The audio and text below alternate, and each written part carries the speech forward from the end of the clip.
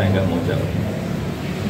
Dari kemacetan itu, negara rugi secara hitung-hitungan, kalau di Jakarta saja kira-kira 65 triliun per tahun. Nah, untuk mengatasi itu, kemudian direncanakan dibangun yang namanya MRT, LRT, kereta cepat, dan sebelumnya lagi KRL, ada juga kereta bandara. Kita juga harus berhitung multiplier efek ekonominya. Contoh kayak kereta cepat, menumbuhkan titik-titik pertumbuhan ekonomi. Di Bandung saya kira dengan adanya bus juga bisa meningkat dengan baik nilai properti juga naik karena adanya bus. Terkait tudingan dari Pak Agus Pambagio Pak terkait bahwa yang menuding kalau Pak Jokowi yang bertanggung jawab dengan kolom di bus Pak, seperti apa Pak? Ini jadi kita harus tahu masalahnya dulu ya.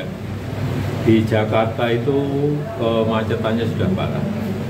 Ini sudah sejak 30 tahun, 40 tahun yang lalu, 20 tahun yang lalu.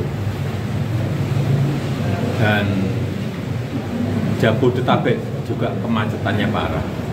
Termasuk Bandung juga kemacetannya parah. Dari kemacetan itu, negara rugi secara hitung-hitungan, kalau di Jakarta saja kira-kira 65 triliun per tahun. Kalau Jabodetabek plus Bandung kira-kira sudah di atas 100 triliun per tahun. Nah, untuk mengatasi itu,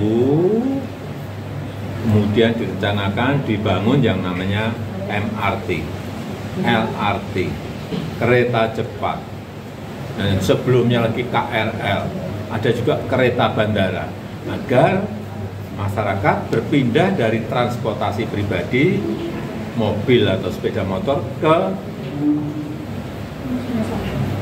kereta cepat, MRT, LRT, kereta bandara, KRL, agar kerugian itu bisa terkurangi dengan baik. Dan prinsip dasar transportasi massal, transportasi umum itu adalah layanan publik. Ini kita juga harus ngerti, bukan mencari laba.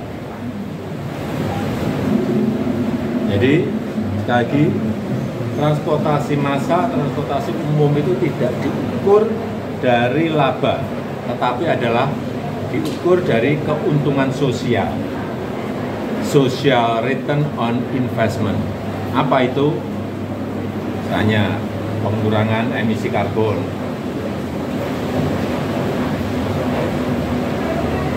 produktivitas dari masyarakat menjadi lebih baik,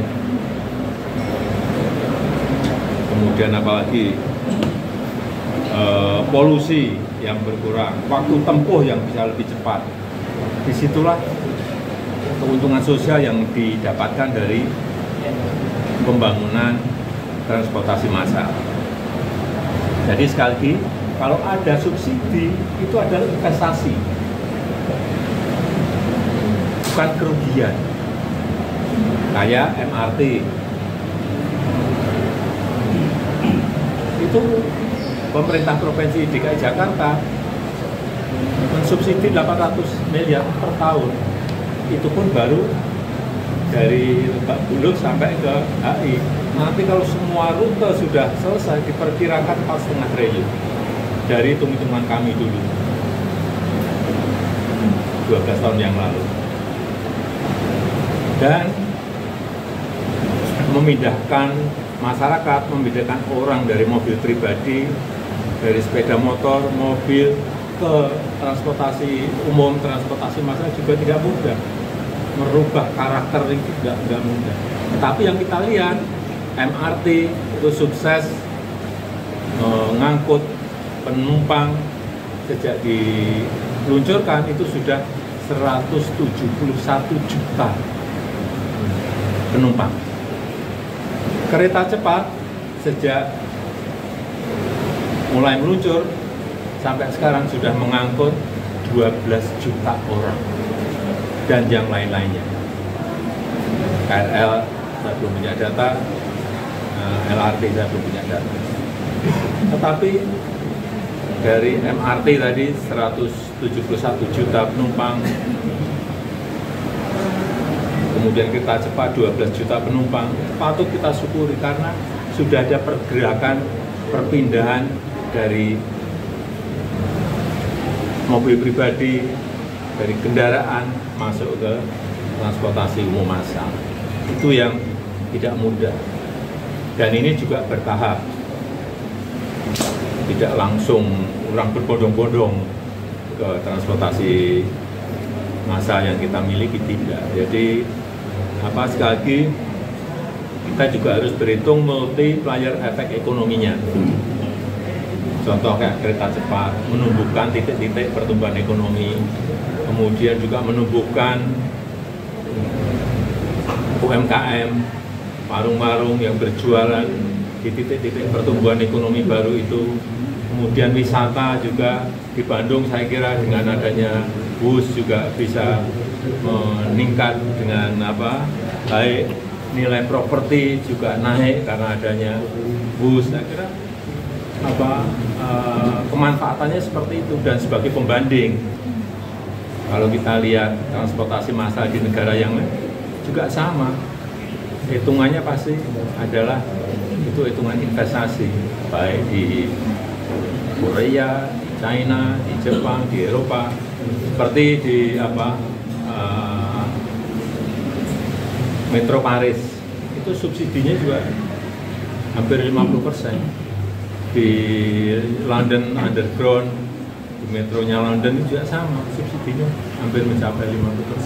Oke. Itu sesuatu yang harus kita pahami. Artinya kalau untuk hitungan kerugian itu sudah diprediksi Pak Jokowi sebelumnya, Pak? Itu pun kalau penumpangnya sekarang per hari kan kayak bus itu sudah 19.000 dan sudah mencapai penumpang sampai 12 juta penumpang. Itu kalau setiap tahun naik orang berpindah, ya kerugiannya akan semakin mengecil. Ini kan baru tahun pertama. Mungkin diperkirakan EBITDA-nya juga sudah positif dan diperkirakan akan lebih turun lagi setelah 6 tahun. 6 tahun. Kalau untuk perkiraan, karena ini tergantung perpindahan orang ya, dari transportasi pribadi ke transportasi massal. Kalau tanggapannya yang kerugian bus ini tidak ditanggung APBN seperti apa? Itu kewenangan pemerintah. Saya nggak mau jawab.